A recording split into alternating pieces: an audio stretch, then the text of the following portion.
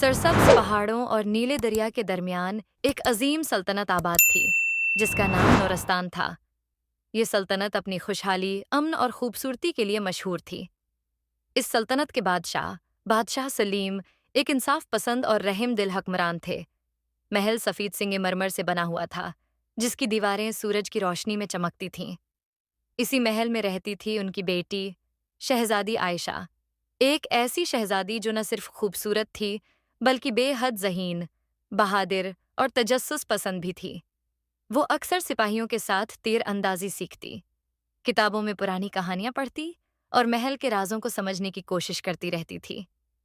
एक रात, जब पूरा महल खामोशी में डूबा हुआ था और चांदनी हर तरफ फैली हुई थी, अचानक महल के खजाने वाले हिस्से से हल्की सी आवाज आई, खट खट।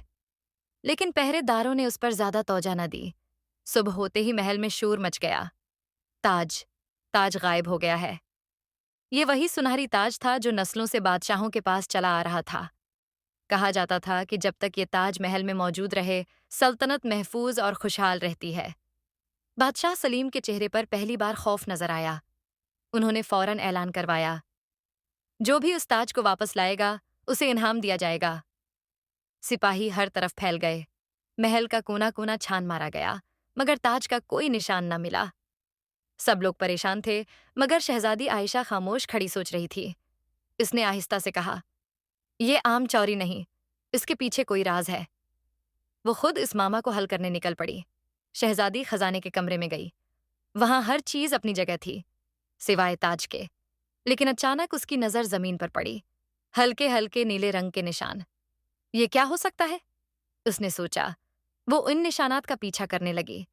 वो निशानात महल के पछले हिस्से की तरफ जा रहे थे, जहां आमतौर पर कोई नहीं जाता था।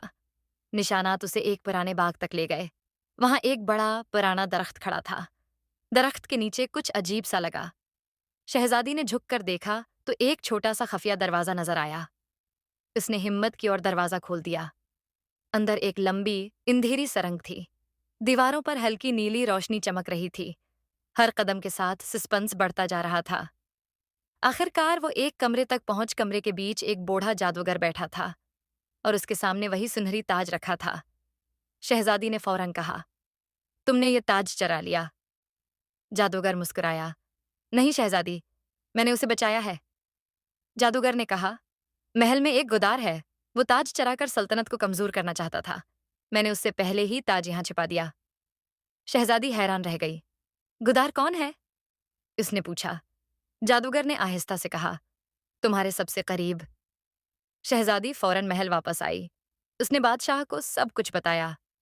तहकीक शुरू हुई। आखिरकार सच सामने आ गया। वो गुदार कोई और नहीं बल्कि वजीर आजम था। वो इख्तिदार हासिल करना चाहता था, इसलिए ताज चराना चाहता था। वजीर को गिरफ्तार कर लिया गया और उसे सजा दी गई। ताज वापस अपनी जगह रख दिया गया और जैसे ही ताज महल में आया, सबको सुकून महसूस होने लगा।